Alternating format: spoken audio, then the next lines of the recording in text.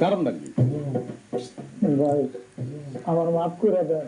মাপের হিসাব পরে, আগে বেচছেন কিনা সেটা স্বীকার করেন। জি ভাই আমি দেখছি। কারণ কি? মানুষ আলু খাইব না? আপনি চান না যে মানুষ আলু খাও?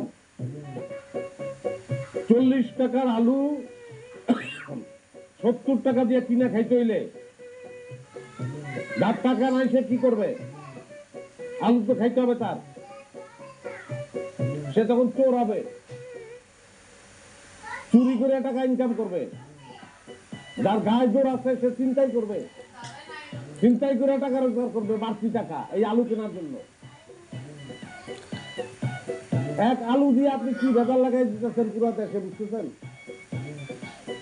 হ্যাঁ, আপনি একলা অসৎ হবেন না, একটা সৎ মানুষ অসৎ হতে বাধ্য হবে।